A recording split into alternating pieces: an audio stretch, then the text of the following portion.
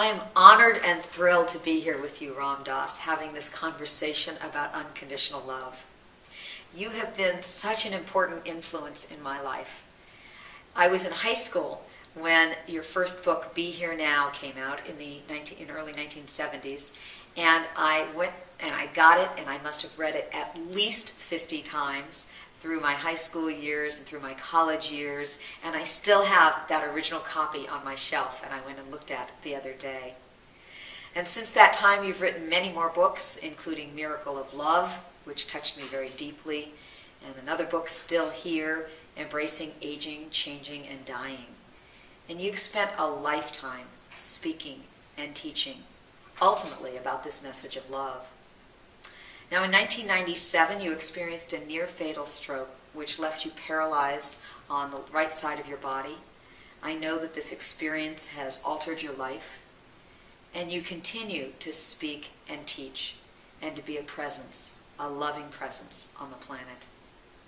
Now, your newest book is Be Love Now, and it's fabulous. I ran out to the store. I must have gotten the first copy. It has such a complimentary message to my newest book, Love for No Reason, which came out just 2 months after yours. And I really know that this is a time on the planet for this message of love. And so I thank you so much for your writing, for sharing your wisdom, and most of all, for being love, for being the embodiment of the message that you share. You look great. I am feeling great too. Good. I just have a brand new book out. It's called Love for No Reason. And it's about living in a state of unconditional love. How did you happen to write the book? It's been the journey I've been on forever, from the get-go. And I spent a lot of time in India, and I wrote a lot of commercial books. I wrote the women's books in the Chicken Soup for the Soul series. And I wrote another book called Happy for No Reason, about unconditional happiness. And I did some soul searching and said, what do I really care about the most? And it's obviously it's love. And I decided to title it Love for No Reason, which is about living in a state of unconditional love. Wonderful. So, boy, it sounds... And then I saw a few months ago that you had come out with Be Love Now, and I thought, oh my God, I was thrilled. I think I was the first person to run to the bookstore and buy it. Really happy. In Be Love Now, you write about how you came to experience this unconditional love. And I would just love for you to share that with us. How did you come to that experience? Well, it was the first meeting when I met my guru, Neem Karoli Baba, and he first he showed me that he had a power that he could read my mind. All the things that I didn't want him to know. I mean, most everybody has a set of things that they want to keep away from people. He was right above me, and then he was. Then I decided to look up, and I looked up into his eyes, and then I looked into his eyes, and I experienced the first time I was experiencing unconditional love. He looked like he could accept everything, all my horrible stuff, and he would love me either way. And yeah, and that was, I had never had that, because unconditional love, you don't get it from your parents. They want you to be a good boy, and people always want something, even when you're with your friends,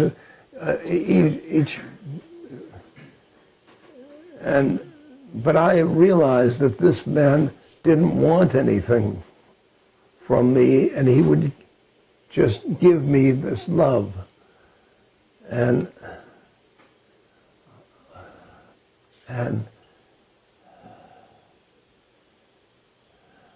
that's the start of my journey on, yeah. Beautiful. That is, I have tears in my eyes from that. I can feel that. So how has that experience of this love affected or informed your life?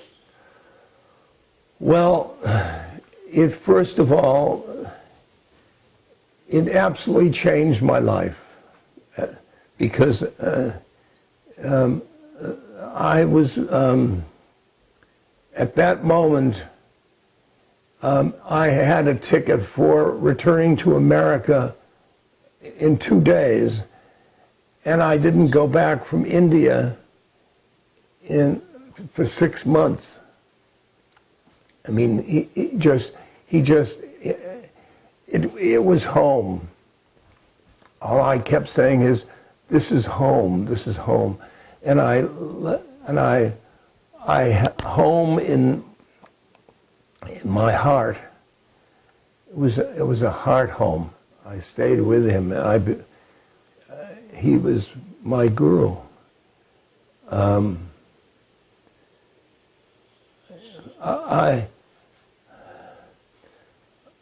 It was a changing moment in my life because I started to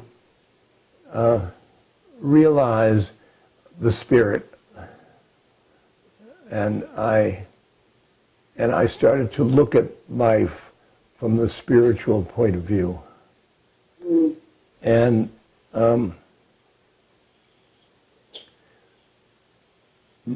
most recently now,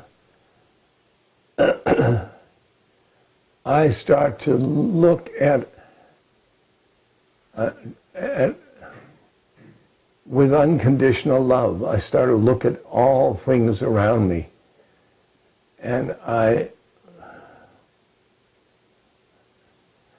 course, I can't do it.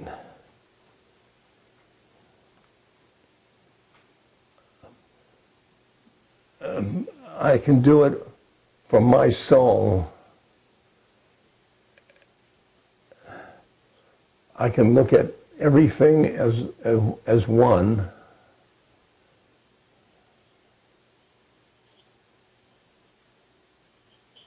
But I realized that he was doing that, and he wasn't doing it for me. He was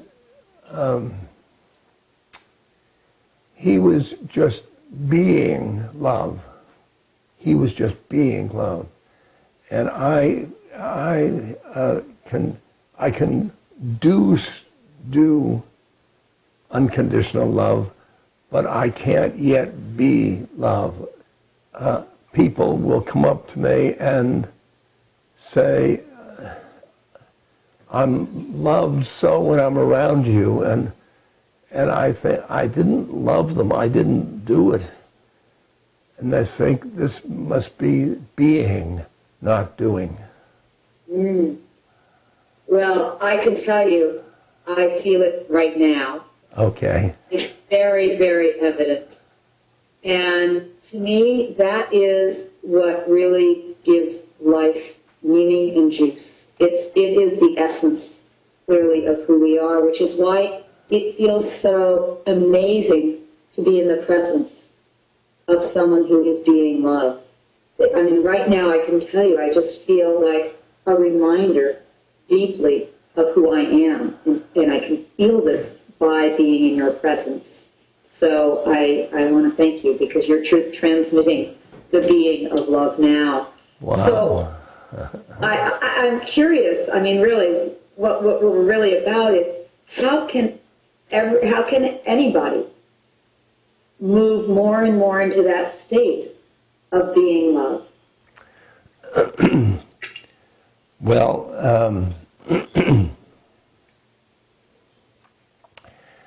I think you have to move your identity from your ego, which is up here, down to your soul, which is about the middle of your heart, there. And when you're in your soul, then you will see everything as lovable, and it just happens. It's a different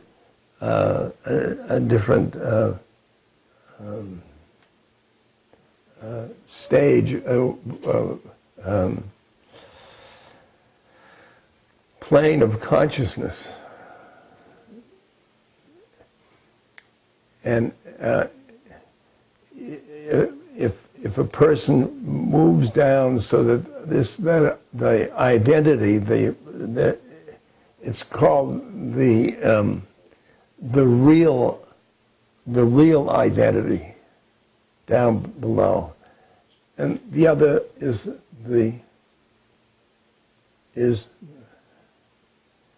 well, it's sort of like the Maya. The ego is part of the incarnation, and the soul comes into the incarnation and comes through many incarnations, and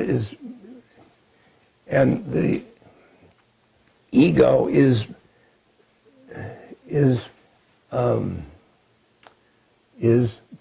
based on fear because it's so little. It's our individuality is so little, and in the heart, the soul comes up from the oversoul, from God, which is also in everybody. It's everybody. It comes out from that, and therefore it's based in love. It's based in love. Yum yum. Exquisite.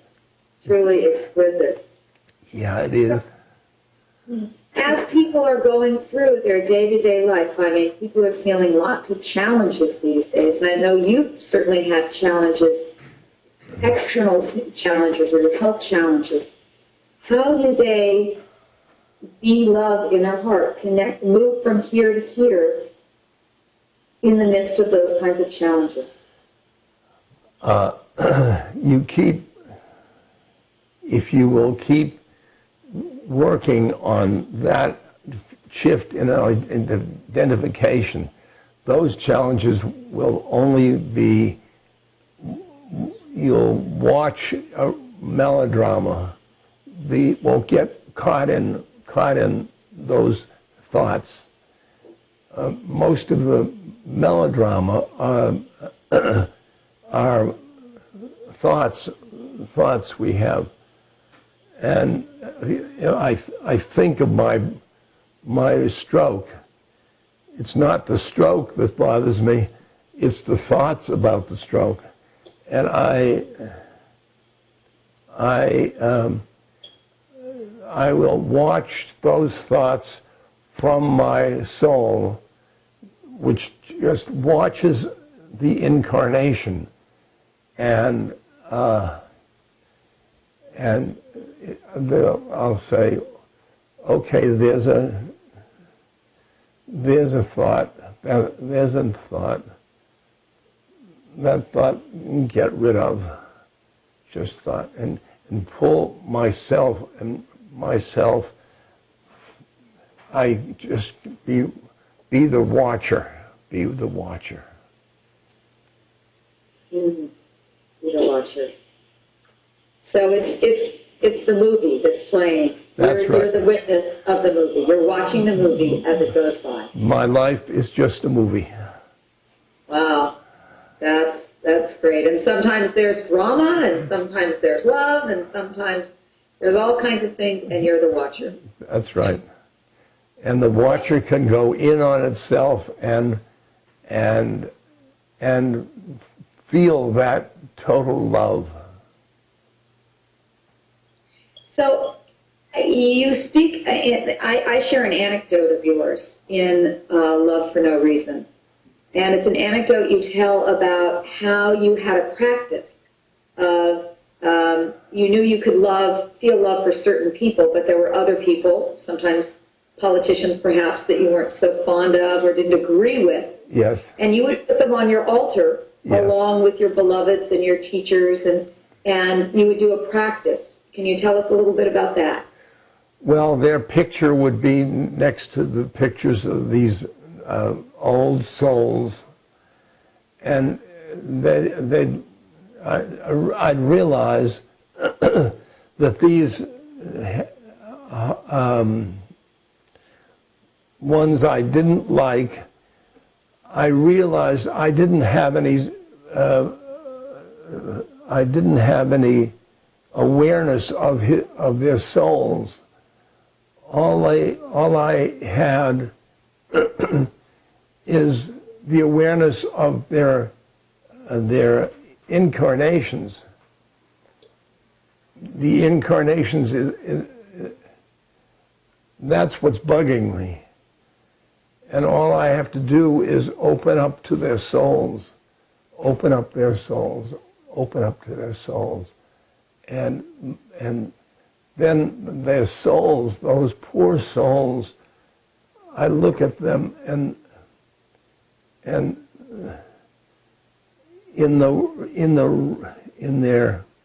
this incarnation it's taken them, it's a terrible incarnation. It's terrible incarnation because these souls have gotten karma and karma and karma, and so then I look at the souls, these beings. I look at them with compassion, as souls. Mm. So you look beyond the personality, Yeah. or the karma, Yeah. and you see the essence of the being. Yeah. And But if you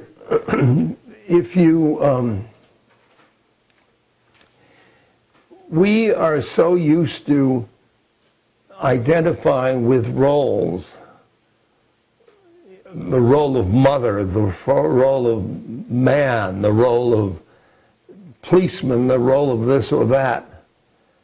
And the shift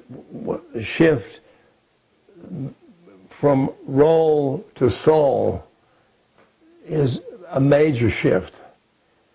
And then when you see yourself as a soul, then you will see your children, your wife, your politicians, all the people around you as souls, only after you can see your own soul. Yeah. And then yeah. No, go ahead. I mean, it seems to me as though you can still practice in seeing beyond the differences to the soul. I actually was recently in a small group meeting with the Dalai Lama, and it struck me so much because he said a similar thing, in that he said we look at people and there's our secondary differences, but primary, there's that essence.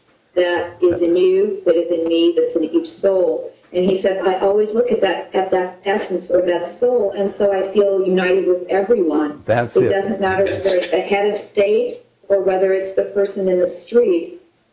We're all the same. That's exactly right. That's exactly right. Yes. And it's beyond, though, an intellectual understanding. What I know from you, and I can feel from you, is that it's an experience that you are living. And so I'm wondering, can people come to live that experience through actually doing practices like what you just said? Well,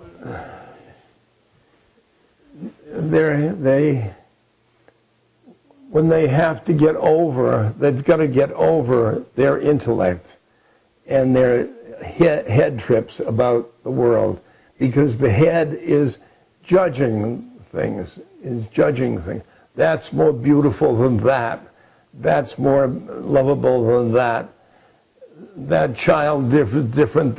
Any of those things, those are in the head, but the heart sees all as the manifestation of God, or the same, or equally lovable. Yeah. That's love for no reason. That's being love now. That's it.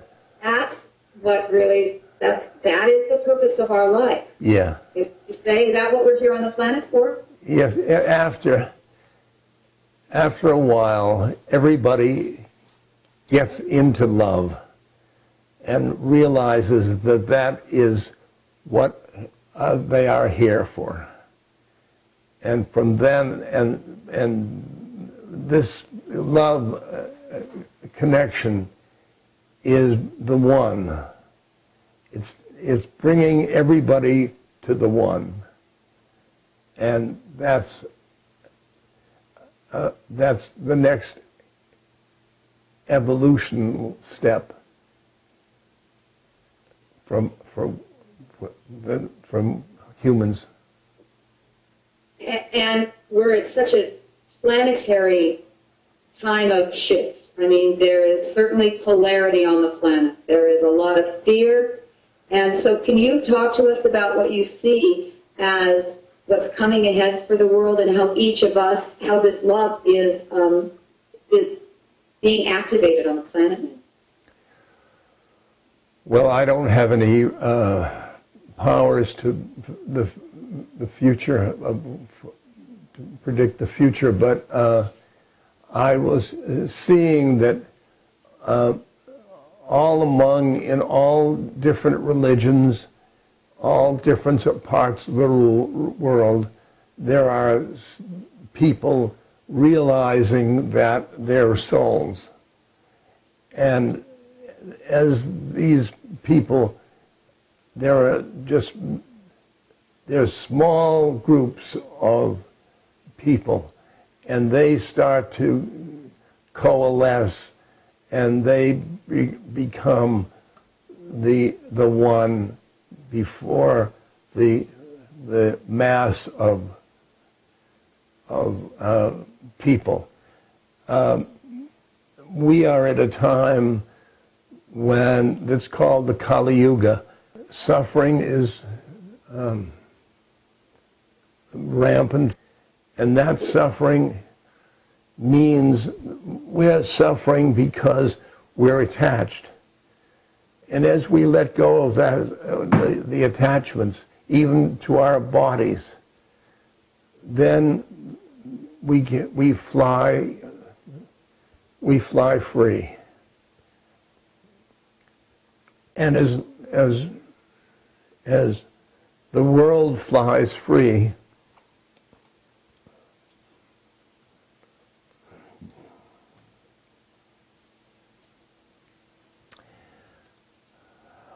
yeah. Yum, yum, yum, yum, yum. Yum, yum, yum. Wow. You This is a love fest for me. I am just, for people who don't know the expression satsang, it's when people gather and speak truth. Yeah. And this is an exquisite satsang of speaking truth from the heart, of speaking love. And I've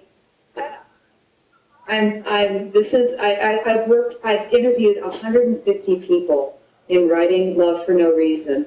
And I did it because I wanted to hear what people's experiences are of living, of being love.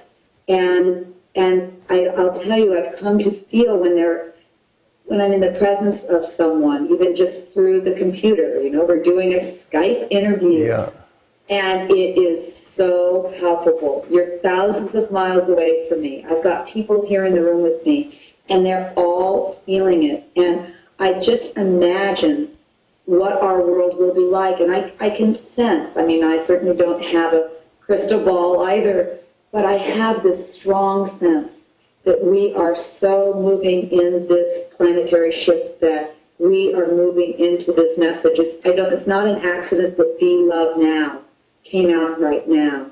It's the message of the time. Yeah. And is there anything else that you feel to share? You've been so generous with your time. Is there anything else that you feel moved to share?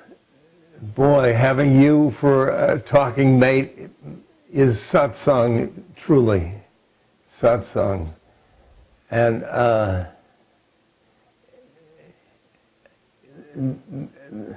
this road of going down into the soul is very, it's a rocky road. It's a rocky road because the ego keeps asserting itself from the who we think we are is and it keeps asserting itself, and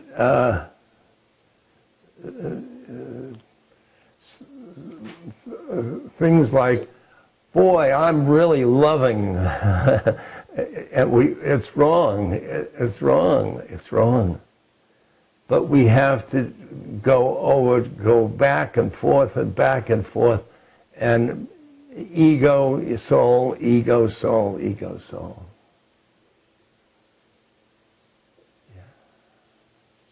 It's really a practice. It's a moment-to-moment practice, is what you're saying, of seeing when we're coming from that ego and when we're coming from our soul, and consciously shifting. Would you say that one of the ways to consciously shift is just drop down into the heart? I do it by the heart, the spiritual heart is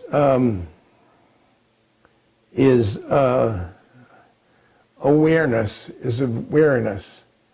and it's loving awareness. So I am loving awareness. I am loving awareness. I am loving. Then if somebody comes up to me, then says, "Hi, who are you?" And I'm just saying, "Oh, I'm Ram Dass." No, but I'm loving awareness. It might freak them, and it makes truth for me. I am loving awareness. I am loving awareness. I am loving awareness. I am loving awareness. I am loving awareness. I am loving awareness. I am loving awareness. I am loving awareness. I am loving. I'm loving awareness. I am loving awareness. I am loving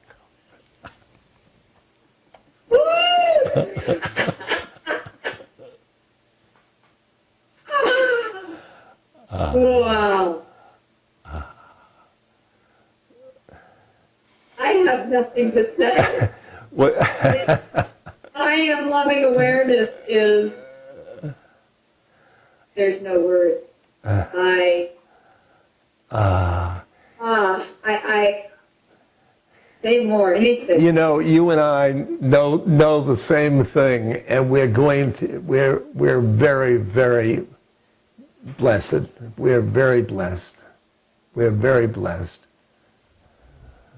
Yeah. I feel that very blessedness, and I know that this is what is for everybody. I am loving awareness. I am loving awareness. Yeah. I am going to do this. The next time, I don't know how well it works on a radio interview, but I'm willing to try to do this on radio interviews. I am loving awareness. Sure. Oh, love it. Well, I'm willing to try. I'll quote you as saying you gave me permission to do Okay, this. good. All God said I could say. I am loving awareness. Oh, well, now, I know that Be Love Now is exquisite. I love this book. I am so honored to be on this journey with you. For those who would like to also get another flavor of the same message, Love for No Reason. Wow. www.thelovebook.com. Be Love Now for No Reason. And I'm Ram Dass. I cannot thank you enough. My loving awareness is aware of how grateful I am to you and your presence on the planet and your sharing of this beautiful, beautiful message of love. We're sharing it together. We're sharing it together. And it can't be, it's blessed. It's blessed. It's blessed. Yeah. Oh, thank you from my heart. Thank you for my part. Namaste. Namaste. And I'm sure that we will gather again. Okay. Namaste. Namaste. Okay. I have just finished an extraordinary conversation with Ram Dass. It was a love fest. This was the height of my interviewing career, not because of the words, although the words were amazing, but because of the message and the transmission and what I'm feeling right now, and my hope and my prayer and my wish is that you're able to feel this transmission from Ram Dass as well. This is what we're all on the planet for. Right here, this feeling, it's delicious. I feel as though I am floating, bathing in an energy of love that I can feel. It's palpable. People here in the room are feeling this energy. And this is it. And when I feel this and when I'm in this zone, this place, this heart, it feels like, this is what life's about. There's just a grand And I feel so blessed and grateful to have gotten this opportunity to share, to listen to Ram Dass, and to be able to share this with you. So thank you for connecting in with us and connecting in with this energy, because truly this is the energy that will shift the planet. So thank you all, and let's be love now.